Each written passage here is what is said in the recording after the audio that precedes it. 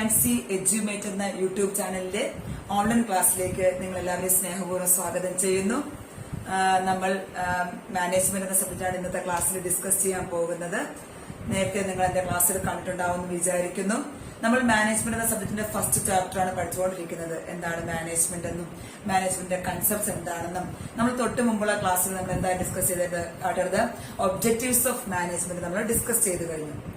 ഇന്ന് നമ്മൾ ഡിസ്കസ് ചെയ്യാൻ പോകുന്നത്, ഇന്ന് നമ്മുടെ ക്ലാസ്സിലെ മാനേജ്മെന്റിൽ നമ്മൾ ഡിസ്കസ് ചെയ്യാൻ പോകുന്നത് ഇമ്പോർട്ടൻസ് ഓഫ് മാനേജ്മെന്റ്. എന്താണ് മാനേജ്മെന്റിന്റെ പ്രാധാന്യം, ഒരു ബിസിനസ് സ്ഥാപനത്തിനും മാനേജ്മെന്റിനോടുള്ള പ്രാധാന്യം എന്തെന്നാണ് നമ്മൾ ഇന്ന് പഠിക്കാൻ പോകുന്നത്.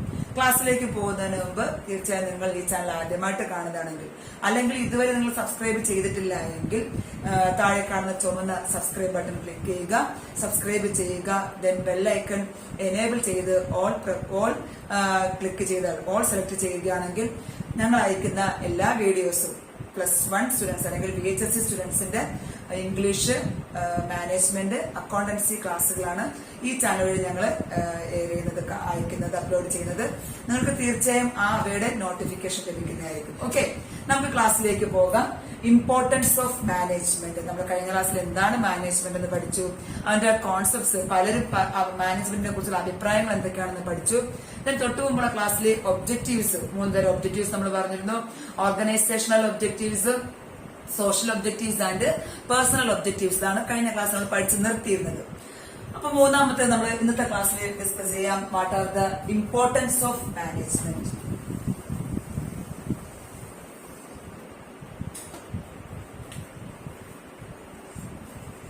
Importance of management. ഞാൻ മാനേജ്മെന്റ് തുടങ്ങിയപ്പോഴേ പറഞ്ഞത് മാനേജ്മെന്റിന്റെ പ്രത്യേകത എന്താണ്, എല്ലാ സ്ഥലങ്ങളിലും മാനേജ്മെന്റ് ഉണ്ട്. വീടാണെങ്കിൽ, സ്കൂളാണെങ്കിൽ, ബിസിനസ് സ്ഥാപനങ്ങളാണെങ്കിൽ, അല്ലെങ്കിൽ ലാഭം നേടുന്ന ബിസിനസ് സ്ഥാപനങ്ങൾ, ലാഭേച്ഛ കൂടാതെ ചെയ്യുന്ന ബിസിനസ് സ്ഥാപനമാണെങ്കിലും എല്ലാ സ്ഥലങ്ങളിലും, ഏതോ ഇന്ത്യ മാത്രമാണോ അതല്ല വേറെ രാജ്യം, എല്ലാ രാജ്യങ്ങളിലും വ്യാപിച്ചു കിടക്കുന്ന ഒരു സംവിധാനമാണ് മാനേജ്മെന്റ് എന്നുള്ള സംവിധാനം. അതൊരു യൂണിവേഴ്സൽ പ്രോസസ് ആണ്. ഓക്കെ, അതുകൊണ്ട് തന്നെ ഓരോ ബിസിനസ് സ്ഥാപനത്തിനും ഏറ്റവും ഇമ്പോർട്ടന്റ് ഭാഗം കൂടിയാണ് മാനേജ്മെന്റ്. അതെന്തുകൊണ്ട് അത്രയും ഇമ്പോർട്ടൻസ് ആകാൻ കാരണം അതാണ് നമ്മൾ ഡിസ്കസ് ചെയ്യാൻ പോകുന്നത്. മാനേജ്മെന്റ് എങ്ങനെയാണ് ഇത്രയും പ്രാധാന്യം അർഹിക്കുന്നത്, എന്തുകൊണ്ടാണ്? അതൊരു യൂണിവേഴ്സൽ സമ്പ്രദായമാണ്. നമ്മൾ വരച്ചു കഴിഞ്ഞു, എല്ലാ സ്ഥലങ്ങളിലും പെർവേഴ്സീവ് ആണ്, എല്ലായിടത്തും വ്യാപിച്ചു കിടക്കുന്ന ഒരു സംവിധാനമാണ് മാനേജ്മെന്റ്. ഓരോ ബിസിനസ് സ്ഥാപനത്തിനും ഏറ്റവും കൂടുതൽ ഇമ്പോർട്ടന്റ് ആയിട്ടുള്ള അല്ലെങ്കിൽ integral part of business organisation ആണ് മാനേജ്മെന്റ് എന്ന് പറഞ്ഞു. എന്തുകൊണ്ട് അവ ഇത്രയും പ്രാധാന്യം അർഹിക്കുന്നതാണ് നമ്മൾ പഠിക്കാൻ വന്നത്. What are the importance of management. ഒന്നാമത്തേത് നമ്മൾ പഠിക്കുന്നു, management helps in achieving group goals. Management business സ്ഥാപനത്തിന്റെ പ്രധാനപ്പെട്ട ലക്ഷ്യം നേടാൻ നമ്മളെ സഹായിക്കുന്നു. ഞാൻ പറഞ്ഞു, ഓരോ ബിസിനസ് സ്ഥാപനം തുടങ്ങുന്നത് ഓരോ ലക്ഷ്യം വെച്ചിട്ടാണ്. ഏറ്റവും പ്രധാനമായിട്ടും ബിസിനസ് സ്ഥാപനത്തിന്റെ ലക്ഷ്യം ഏർണിംഗ് മാക്സിമം പ്രോഫിറ്റ്. ഓക്കെ, ഒരു ബിസിനസ് സ്ഥാപനത്തിന്റെ പ്രധാനപ്പെട്ട ലക്ഷ്യം വെച്ചാൽ ഏറ്റവും കൂടുതൽ ലാഭം നേടിയെടുക്കുക എന്നതാണ്, അല്ലെങ്കിൽ കൂടുതൽ കാലം നിലനിൽക്കണം എന്നതാണ്. അതല്ല എങ്കിൽ കൂടുതൽ വിപുലീകരിക്കുക, കൂടുതൽ ഗ്രോത്ത് ഉണ്ടാക്കുക എന്നാണ് ആ ബിസിനസ് സ്ഥാപനത്തിന്റെ ലക്ഷ്യം. ആ സ്ഥാപനത്തിന്റെ ലക്ഷ്യം നമുക്ക് ശരിയായ രീതിയിൽ നേടിയെടുക്കണമെങ്കിൽ അവിടെ എന്തുണ്ടായിരിക്കണം, നല്ലൊരു എഫിഷ്യന്റ് മാനേജ്മെന്റ് ഉണ്ടായിരിക്കണം. സോ നമുക്ക് നോക്കാം, എന്താണ് ഒന്നാമത്തെ importance of management. It helps, management helps to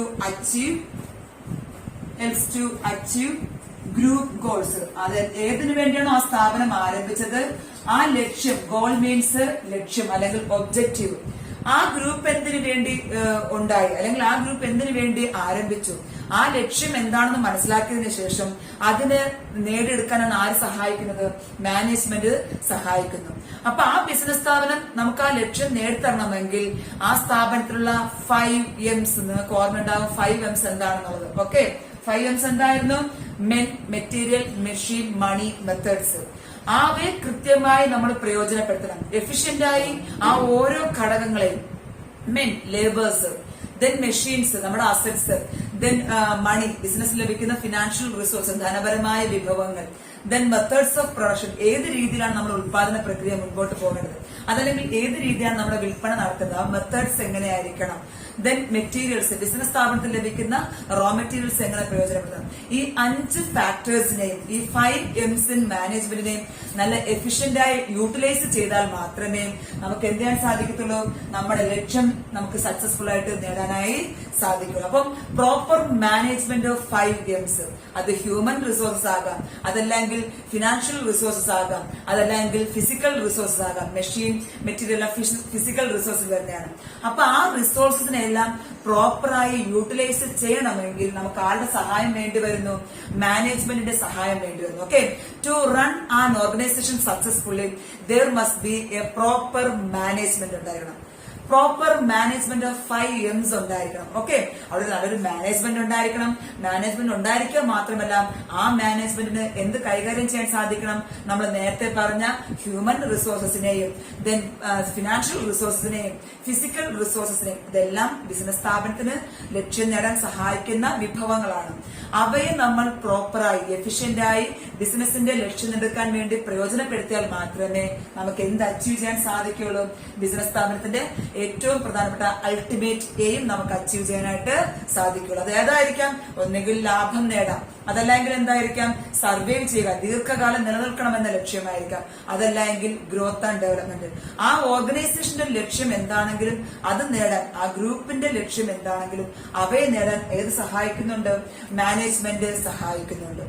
രണ്ടാമത്തത് ഇമ്പോർട്ടൻസ് ഓഫ് മാനേജ്മെന്റ്. മാനേജ്മെന്റ് എന്തുകൊണ്ട് എല്ലായിടത്തും, അത് വീടാണെങ്കിലും സ്കൂളാണെങ്കിലും ബിസിനസ് സ്ഥാപനമാണെങ്കിലും അതല്ല ലാഭേച്ഛ കൂടാതെ ചെയ്യുന്ന സർവീസ് സേവന സ്ഥാപനങ്ങളാണെങ്കിലും അവയ്ക്കെല്ലാം മാനേജ്മെന്റ് വേണം. എന്തിനു വേണ്ടിയാണ്? ഒന്നാമത്തേത് ആ മാനേജ്മെന്റ് എന്തിന്, അല്ലെങ്കിൽ ആ ഗ്രൂപ്പ് എന്തിന് ആരംഭിച്ചു, എന്തിനു വേണ്ടിയാണോ അതിന്റെ ലക്ഷ്യം നേടാൻ വേണ്ടി.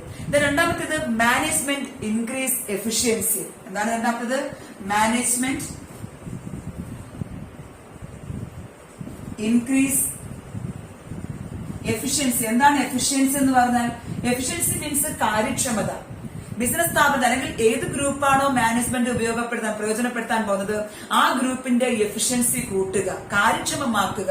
നമുക്ക് എങ്ങനെയെങ്കിലും ലക്ഷ്യങ്ങൾ നേടാൻ സാധിക്കും, പക്ഷേ പരമാവധി ചെലവ് ചുരുക്കി കോസ്റ്റ് കുറച്ചുകൊണ്ട് പ്രൊഡക്ടിവിറ്റി ഇൻക്രീസ് ചെയ്യുകയാണെങ്കിൽ നമുക്ക് പറയാൻ പറ്റും ആ മാനേജ്മെന്റിന് എന്തുണ്ടെന്ന്, എഫിഷ്യന്റ് ആയ ഒരു മാനേജ്മെന്റ് ആണ് നമുക്ക് പറയാൻ പറ്റും. ഗോൾസ് അച്ചീവ് ചെയ്യുന്നത് മാക്സിമം കോസ്റ്റ് കുറച്ചുകൊണ്ടാണെങ്കിൽ, reduce the cost and increase the productivity ആണെങ്കിൽ നമുക്ക് പറയാൻ പറ്റും ആ സ്ഥാപനത്തിൽ എഫിഷ്യന്റ് ആയ ഒരു മാനേജ്മെന്റ് ഉണ്ടെന്ന് പറയാൻ പറ്റും. സോ സ്ഥാപനത്തിന്റെ കാര്യക്ഷമത വർദ്ധിപ്പിക്കാൻ വേണ്ടി നമ്മളെ ആര് സഹായിക്കുന്നു? നല്ലൊരു മാനേജ്മെന്റ് സഹായിക്കുന്നു. എന്താണ് മാനേജ്മെന്റ് സഹായിക്കുന്നത്? It is important four management. എന്താണ് മാനേജ്മെന്റ് പ്രാധാന്യം? ടു അച്ചീവ് ഗോൾസ്, സ്ഥാപനത്തിന്റെ ലക്ഷ്യങ്ങൾ നേടാൻ സഹായിക്കുന്നു വിത്ത് മിനിമം റിസോഴ്സസ്. എന്താണ്? കുറഞ്ഞ വിഭവങ്ങൾ ഉപയോഗിച്ചുകൊണ്ട് സ്ഥാപനത്തിന്റെ ലക്ഷ്യം നേടാൻ സഹായിക്കുന്നു. കുറഞ്ഞ ചെലവിൽ. ഓക്കെ, നമുക്ക് കൂടുതൽ ലേബേഴ്സിനെ കൊണ്ടുവരാം, കൂടുതൽ മെറ്റീരിയൽസ് കൊണ്ടുവരാം, കൂടുതൽ മെഷീൻസ് കൊണ്ടുവരാം, കൂടുതൽ പണം ഇറക്കാം, എങ്ങനെയെങ്കിലും നമ്മുടെ ലക്ഷ്യം നേടാം. അതല്ല ശരിയായ മാനേജ്മെന്റ്. നമ്മുടെ കയ്യിൽ ലഭ്യമായിട്ടുള്ള റിസോഴ്സസ് ഉപയോഗിച്ചുകൊണ്ട് പരമാവധി ചെലവ് ചുരുക്കി നമ്മൾ എന്ത് ചെയ്യണം? നമ്മുടെ ലക്ഷ്യം നേടുകയാണെങ്കിൽ നമുക്ക് അവിടെ എന്തുണ്ടെന്ന് പറയാം? എഫിഷ്യന്റ് ആയ ഒരു മാനേജ്മെന്റ് ഉണ്ടെന്ന് പറയാൻ പറ്റും. സോ ബിസിനസ് സ്ഥാപനത്തിന്റെ എഫിഷ്യൻസി വർദ്ധിപ്പിക്കാൻ ആര് നമ്മളെ സഹായിക്കുന്നു? നല്ലൊരു മാനേജ്മെന്റ് നമ്മളെ സഹായിക്കുന്നു. Okay, our efficiency can be achieved by a good management. Okay, business സ്ഥാപനത്തിന്റെ എഫിഷ്യൻസി വർദ്ധിപ്പിക്കാൻ മാനേജ്മെന്റ് സഹായിക്കുന്നു. എന്താണ് efficiency? Achieving goals with minimum resources, അല്ലെങ്കിൽ achieving goals with minimum cost and increasing productivity. ചെലവ് ചുരുക്കിക്കൊണ്ട് ഉൽപാദനം വർദ്ധിപ്പിക്കുകയാണെങ്കിൽ നമുക്ക് പറയാം ബിസിനസ് സ്ഥാപനത്തിൽ എന്തുണ്ട്? എഫിഷ്യൻസി ഉണ്ട്, അല്ലെങ്കിൽ എഫിഷ്യൻസി വർദ്ധിച്ചു നമുക്ക് പറയാനായിട്ട് സാധിക്കും. അപ്പൊ രണ്ടെണ്ണം ആയിക്കഴിഞ്ഞു. ഒന്നാമത്തേത് സ്ഥാപനം എന്തിനു വേണ്ടിയാണോ രൂപീകരിച്ചത്, അല്ലെങ്കിൽ എന്തിനു വേണ്ടിയാണ് ഒരു ഗ്രൂപ്പ് രൂപീകരിച്ചത് ആ ഗ്രൂപ്പിന്റെ ലക്ഷ്യം നേടാനായിട്ട് സഹായിക്കുന്നത്. എങ്ങനെയാണ്? Proper management of 5 M's. Men, material, machines, methods, money. ഇവയെ പ്രോപ്പറായിട്ട് മാനേജ് ചെയ്യുന്നത് കൊണ്ട് നമ്മുടെ ബിസിനസ് സ്ഥാപനത്തിന്റെ ലക്ഷ്യം, ഗോൾ നമുക്ക് അച്ചീവ് ചെയ്യാനായിട്ട് സഹായിക്കുന്നു. രണ്ടാമത്തത് പറഞ്ഞ് മാനേജ്മെന്റ് എന്ത് ചെയ്യുന്നുണ്ട്? Increasing efficiency. ബിസിനസ് സ്ഥാപനത്തിൽ എങ്ങനെയാണ് ഇത്രയും കോസ്റ്റ് നമുക്ക് ചെലവ് ചുരുക്കാൻ സാധിക്കുന്നത്? എങ്ങനെ കോസ്റ്റ് ഓഫ് പ്രൊഡക്ഷൻ കുറയ്ക്കാൻ സാധിക്കും? എങ്ങനെ നമുക്ക് മിനിമം റിസോഴ്സസ് ഉപയോഗിച്ചുകൊണ്ട് കൂടുതൽ ഉൽപാദനം, പ്രൊഡക്ടിവിറ്റി എങ്ങനെ ഇൻക്രീസ് ചെയ്യാൻ സാധിക്കും? എങ്ങനെയായിരിക്കാം? മാനേജ്മെന്റിന്റെ പ്ലാനിങ്ങിലൂടെ, ദെൻ ഓർഗനൈസിംഗിലൂടെ, ഡയറക്ടിംഗിലൂടെ, സ്റ്റാഫിംഗിലൂടെ. നമ്മൾ നേരത്തെ പറഞ്ഞ മാനേജ്മെന്റ് പ്രോസസ്സിൽ ഞാൻ പറഞ്ഞിരുന്നു, മാനേജ്മെന്റ് ഒരു പ്രോസസ്സാണ്, ഒരു പ്രക്രിയയാണ്. കുറെ പ്രവർത്തനങ്ങൾ ഇണങ്ങിയ റിലേറ്റഡ് ആയിട്ടുള്ള ഒരു പ്രോസസ്സാണ്, ഒരു പ്രൊസീജിയറാണ് മാനേജ്മെന്റ്. ആ പ്രോസസ്സുകളെല്ലാം ശരിയായ രീതിയിൽ പ്രയോജനപ്പെടുത്താൻ നല്ലൊരു പ്ലാനിങ്ങിലൂടെ, നല്ല ഓർഗനൈസിംഗിലൂടെ, സ്റ്റാഫിംഗിലൂടെ, ഡയറക്ടിംഗിലൂടെ, കൺട്രോളിംഗിലൂടെ നമുക്ക് എന്ത് ചെയ്യാൻ പറ്റും? We can achieve and we can increase our efficiency. സ്ഥാപനത്തിന്റെ എഫിഷ്യൻസി വർദ്ധിക്കാനായിട്ട് സാധിക്കും. We can achieve our goals with minimum cost. Okay. Then മൂന്നാമത്തെ നമ്മൾ വായിക്കുന്നു management creates a dynamic organisation. Management creates a dynamic organisation. എന്താണ് ഈ ഡൈനാമിക്? എപ്പോഴും മാറിക്കൊണ്ടിരിക്കുന്നത്, ചലനാത്മകമാണ്, എപ്പോഴും ചലിച്ചുകൊണ്ടിരിക്കുകയാണ്. അതായത് സ്ഥിരമായിട്ട് അങ്ങനെ ഇരിക്കുന്ന ഒരു സിസ്റ്റം അല്ല management. Okay. Management creates a dynamic organization. സ്ഥാപനത്തിനെ എപ്പോഴും ചലനാത്മകമാക്കുന്നു. Dynamic organisation.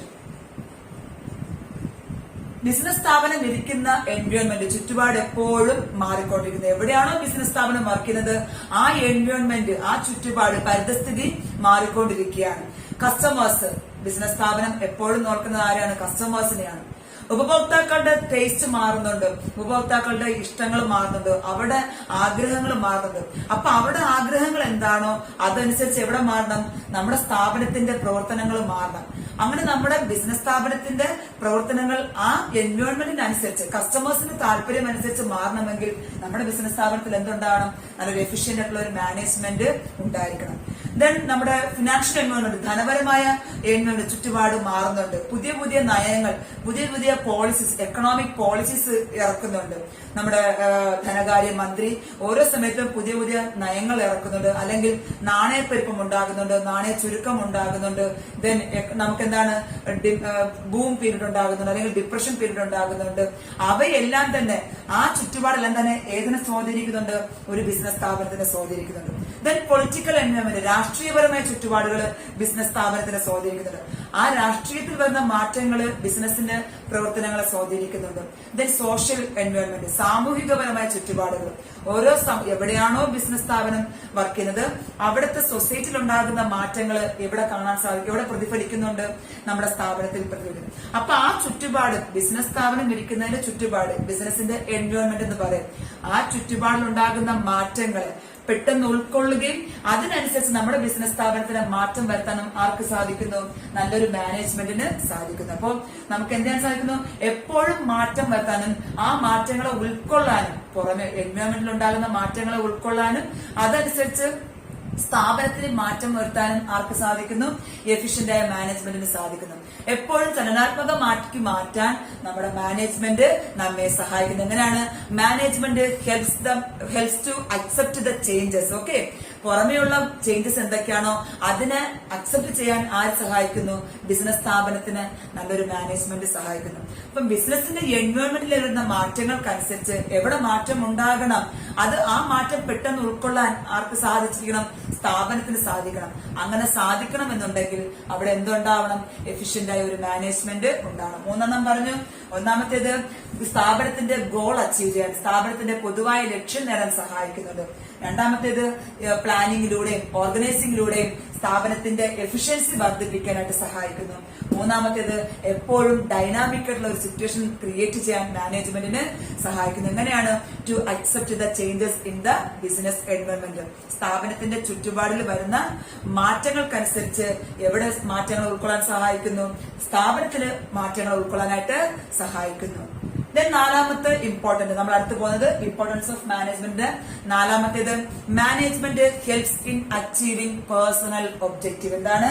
നമ്മുടെ വ്യക്തിപരമായ ലക്ഷ്യങ്ങൾ. ഞാൻ കഴിഞ്ഞ ക്ലാസ്സിൽ പറഞ്ഞു ഒബ്ജക്റ്റീവ്സ് ഓഫ് മാനേജ്മെന്റിലെ പേഴ്സണൽ ഒബ്ജക്റ്റീവ്സ് ഞാൻ പറഞ്ഞു. ഓരോ എംപ്ലോയീസും ബിസിനസ് സ്ഥാപനത്തിൽ എന്താണ് ജോലി ചെയ്യാൻ വരുന്നത്? അവരുടെ ഓരോ നീഡ് സാറ്റിസ്ഫൈ ചെയ്യാനാണ്. ചിലർക്ക് സാലറി വേണം. ഓക്കെ. അവർക്ക് അവിടെ നിത്യ ചെലവ് അല്ലെങ്കിൽ ഡെയിലി ആയിട്ടുള്ള ചെലവുകൾ മീറ്റ് ചെയ്യണമെങ്കിൽ അവർക്ക് എന്ത് വേണം? സാലറി അല്ലെങ്കിൽ റെമ്യൂണറേഷൻ വേണം. ചിലർക്ക് അങ്ങനെയല്ല, പണം ആവശ്യത്തിനുണ്ട്, അവർക്ക് റെക്കഗ്നിഷൻ വേണം, കുറെ പേര് തിരിച്ചറിവ് ഉണ്ടാകണം, കുറെ പേര് തിരിച്ചറിയണം അയാള്. അതിനുകൊണ്ടാണ് അവർ വരുന്നത്. ചിലർക്ക് പ്രൊമോഷൻ, ഹയർ സ്റ്റാറ്റസ് വേണം. അങ്ങനെ ഓരോരോ ലക്ഷ്യമായിട്ടാണ് ആര് വരുന്നത്, ബിസിനസ് സ്ഥാപനത്തിലെ എംപ്ലോയീസ് വരുന്നത്. അവരുടെ പേഴ്സണൽ നീഡ്സ് സാറ്റിസ്ഫൈ ചെയ്തു കൊടുക്കാൻ ആർക്ക് സാധിക്കണം, മാനേജ്മെന്റിന് സാധിക്കണം. ഓക്കെ, അങ്ങനെ അവരുടെ നീഡ് സാറ്റിസ്ഫൈ ചെയ്താൽ മാത്രമേ, എംപ്ലോയീസിന്റെ പേഴ്സണൽ ഒബ്ജക്റ്റീവ്സ് സാറ്റിസ്ഫൈ ചെയ്താൽ മാത്രമേ അവർക്ക് സ്ഥാപനത്തിനോട് ഒരു കൂറുണ്ടാവുകയുള്ളൂ, സ്ഥാപനത്തിനോട് ഒരു കടപ്പാടുണ്ടാവുകയും അങ്ങനെ അവരുടെ ശ്രമം കാരണം നമ്മുടെ ബിസിനസ് സ്ഥാപനത്തിന്റെ ലക്ഷ്യം നമുക്ക് നേടാനായി സാധിക്കും. അവരുടെ സഹായമില്ലെങ്കിൽ, എംപ്ലോയീസിന്റെ സഹായമില്ലെങ്കിൽ നമുക്കൊരിക്കലും നമ്മുടെ പൊതുവായ ലക്ഷ്യം നേടാൻ സാധിക്കില്ല. അപ്പൊ ആദ്യം നമ്മൾ ആരുടെ ഗോൾ സാറ്റിസ്ഫൈ ചെയ്തെടുക്കാൻ ശ്രമിക്കുക, നമ്മുടെ എംപ്ലോയീസ് അല്ലെങ്കിൽ പേഴ്സണൽ ഒബ്ജക്റ്റീവ് നമ്മൾ സാറ്റിസ്ഫൈ ചെയ്തെടുക്കുക.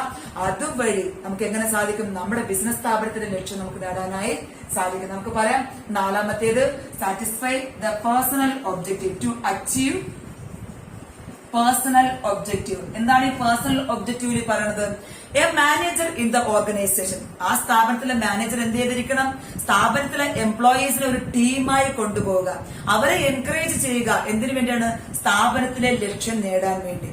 സ്ഥാപനത്തിന് ലക്ഷ്യം നേടുക, പരമാവധി ചെലവ് ചുരുക്കി ഉൽപാദനം കൂട്ടുക, കൂടുതൽ വിൽപ്പന നടത്തുക, കൂടുതൽ ലാഭം ഉണ്ടാക്കുക. അങ്ങനെയൊക്കെ ഉണ്ടെങ്കിൽ മാത്രമേ നിങ്ങൾക്ക് കൂടുതൽ സാലറി തരാൻ സാധിക്കുള്ളൂ, നിങ്ങൾക്ക് കൂടുതൽ റെമ്യൂണറേഷൻ തരാൻ സാധിക്കുള്ളൂ.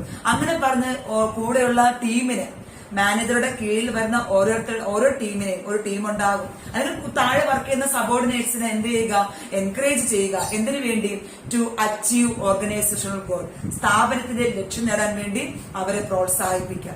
അപ്പൊ അവരെ എൻകറേജ് ചെയ്യണം, ശരിയാ, ഞങ്ങൾക്ക് കൂടുതൽ ശമ്പളം കിട്ടണം, ഞങ്ങൾക്ക് കൂടുതൽ റെക്കഗ്നിഷൻ കിട്ടണം, ഞങ്ങൾക്ക് കൂടുതൽ പ്രൊമോഷണൽ കിട്ടണം. അങ്ങനെ അവർക്ക് ആഗ്രഹിക്കുന്ന പേഴ്സണൽ നീഡ് അവർക്ക് സാറ്റിസ്ഫൈ ചെയ്യാൻ സാധിക്കും.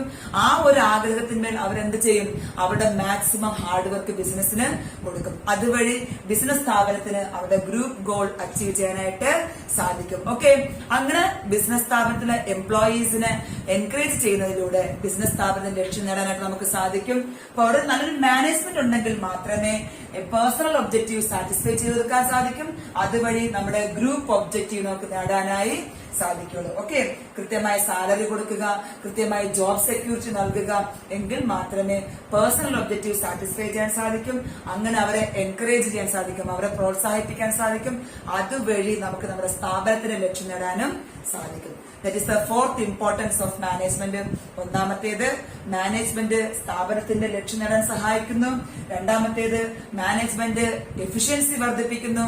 മൂന്നാമത്തേത്, ഡൈനാമിക് ഓർഗനൈസേഷൻ ആക്കി മാറ്റുന്നു. നാലാമത്തേത്, മാനേജ്മെന്റ് വഴി പേഴ്സണൽ ഒബ്ജക്റ്റീവ്സ് അച്ചീവ് ചെയ്യാൻ സഹായിക്കുന്നു. ദെൻ ലാസ്റ്റ് വൺ, അഞ്ചാമത്തേത്, management helps in the development of society. എന്താണ്, ആദ്യം സ്ഥാപനത്തിന്റെ ലക്ഷ്യം നേടി, ദെൻ എംപ്ലോയീസിന്റെ ലക്ഷ്യം നേടാൻ സഹായിച്ചു. ദെൻ അഞ്ചാമത്തേത് എന്താണ്, നല്ലൊരു മാനേജ്മെന്റ് ഉണ്ടെങ്കിൽ ആ മാനേജ്മെന്റ് എന്താ ശ്രമിക്കുന്നത്, അങ്ങനെ ഒരു മാനേജ്മെന്റ് ശ്രദ്ധിക്കുന്നത് അവരെവിടെയാണോ ജോലി, ആ സൊസൈറ്റിക്ക് ആവശ്യമായിട്ടുള്ള ആവശ്യമുള്ള ഹെൽപ്പ് ചെയ്യുക. That is the management helps in development of society. Development of society, സൊസൈറ്റിയുടെ വികസനത്തിന് വേണ്ടി ആര് സഹായിക്കുന്നു, മാനേജ്മെന്റ് സഹായിക്കുന്നു. അതാണ് നമ്മുടെ last importance of management. Management എങ്ങനെയാണ് സൊസൈറ്റിയെ സഹായിക്കുന്നത്, ഡെവലപ്മെന്റ് ഓഫ് സൊസൈറ്റിയാണ്, സൊസൈറ്റിക്ക് എങ്ങനെയൊക്കെയാണ് വികസനം ഉണ്ടായി കൊടുക്കുന്നത്. നമ്മുടെ കസ്റ്റമേഴ്സ് എല്ലാം ഉള്ളത് സൊസൈറ്റിയിലാണ്. അപ്പൊ സൊസൈറ്റിക്ക് എന്താണോ ആവശ്യം, നല്ല രീതിയിലുള്ള ഗുണനിലവാരമുള്ള ഉൽപ്പന്നങ്ങൾ, ക്വാളിറ്റിയുള്ള ഗുഡ്സ്, റീസണബിൾ പ്രൈസ്, ന്യായമായ വിലയ്ക്ക് സൊസൈറ്റിക്ക് നൽകുക. ഓക്കെ, അമിത ലാഭം ഈടാക്കാതെ ശരിയായ ഗുണനിലവാരമുള്ള ഉൽപ്പന്നങ്ങൾ ഉൽപ്പാദിപ്പിച്ച് ശരിയായ സമയത്ത്, എപ്പോഴാണോ കസ്റ്റമേഴ്സ് അല്ലെങ്കിൽ സൊസൈറ്റിക്ക് എപ്പോഴാണോ ഇത് ആവശ്യമുള്ളത് ആ സമയത്ത് അവർക്ക് നൽകിക്കൊണ്ട് നമുക്ക് എന്താ പറ്റുക, അത് റീസണബിൾ പ്രൈസ്, ന്യായമായ വിലയ്ക്ക് അവയെ ഉൽപ്പന്നങ്ങൾ വിറ്റ് കഴിഞ്ഞാൽ നമുക്ക് അതുവഴി സൊസൈറ്റിയെ സഹായിക്കാനായിട്ട് സാധിക്കും. അതുവഴി നമുക്ക് സൊസൈറ്റിയെ ഡെവലപ്പ് ചെയ്യാനായിട്ട് സാധിക്കും. ദെൻ കൂടുതൽ എംപ്ലോയ്മെന്റ് ഓപ്പർച്യൂണിറ്റീസ് കൊടുക്കുക, കൂടുതൽ ആൾക്കാർക്ക് തൊഴിൽ സാധ്യത കൊടുക്കുക. അങ്ങനെ നമുക്ക് സൊസൈറ്റിയെ ഡെവലപ്പ് ചെയ്യാനായിട്ട് സാധിക്കും. ദെൻ പുതിയ പുതിയ ടെക്നോളജി നമുക്ക് അഡോപ്റ്റ് ചെയ്യാൻ സാധിക്കും. എങ്ങനെയാണ്, ഇക്കോ ഫ്രണ്ട്ലി ടെക്നോളജി, നമ്മുടെ സൊസൈറ്റിക്ക് ഹാനികരമാകാത്ത, ദോഷകരമല്ലാത്ത ന്യൂ മെത്തേഡ്സ് ഓഫ് പ്രൊഡക്ഷൻ ആകാം, അല്ലെങ്കിൽ ന്യൂ ടെക്നോളജി നമുക്ക് അഡോപ്റ്റ് ചെയ്യാൻ സാധിക്കും. അങ്ങനെ നമുക്ക് സൊസൈറ്റിയെ സഹായിക്കാനായിട്ട് സാധിക്കും. ഓക്കെ, അപ്പൊ ദെൻ പൊല്യൂഷൻ കൺട്രോൾ ചെയ്തുകൊണ്ട് നമുക്ക് സൊസൈറ്റിയെ സഹായിക്കാൻ സാധിക്കും.